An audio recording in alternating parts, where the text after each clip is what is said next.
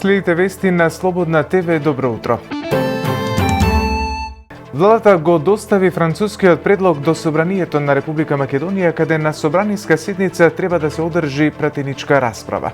Собраниската седница се уште не е закажана, опозицијата бара 6 забелешки да влезат во предлогот за да се заштити македонскиот идентитет.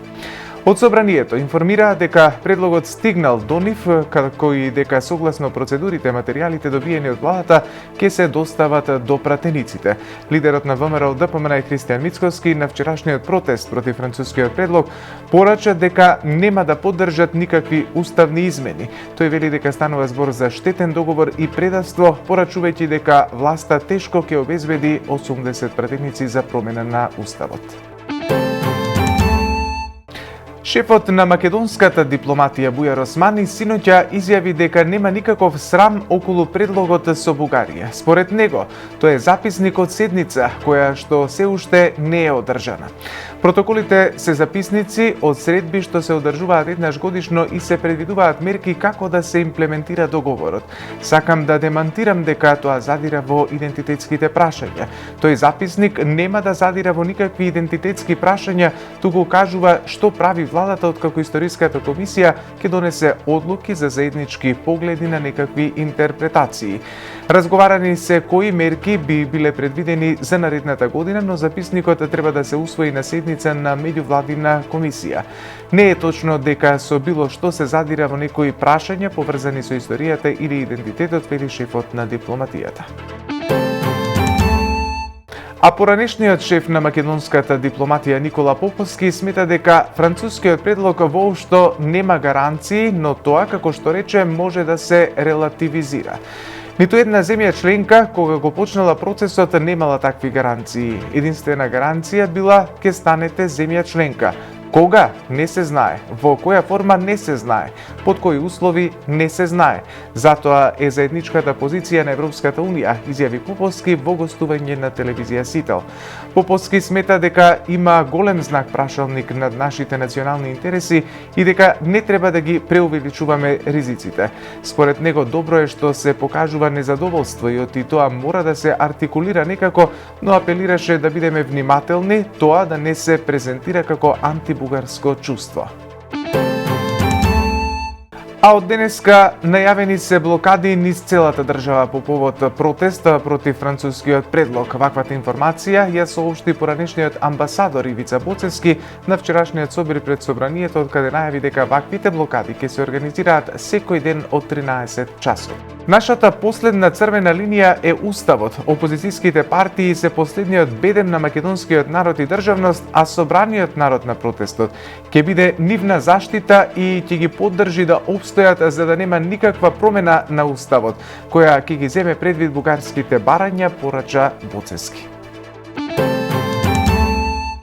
Обвинителството побара притвор за Цуфи Кока, кој беше дел од групата која кај плоштадот Скендербек во Скопје ги нападна со камења, шишиња и други тврди предмети демонстрантите кои маршираа од владата до Министерството за надворешни работи кон Собранието. Тој е активист на Алијанса за албанците, коалиционен партнер на ВМРО ДПМН, чиј лидер Христијан Мицкоски тврдеше дека сакал да го убие. Брат му Зуди Енузи Кока е директор на комунална хигиена, кога градоначалничката на Скопје Данила Арсовска одлучи да го разреши по инцидентот. Постапувајќи по поднесена кривична пријава, основното јавно обвинителство Скопје поведе постапка против 40 годишен скопјанец, за кого постои основано сомнение дека сторил кривично дело предизвикување општа опасност.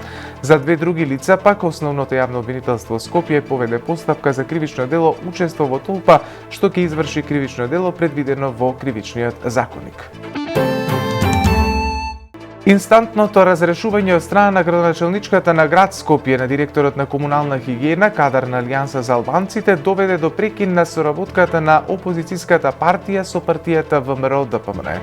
Алијанса за албанците соопшти дека ја прекинува соработката со, како што велат, сите политички субјекти кои не ја рефлектираат и запираат логиката на политичко профитерство и анатемизирање на албанците.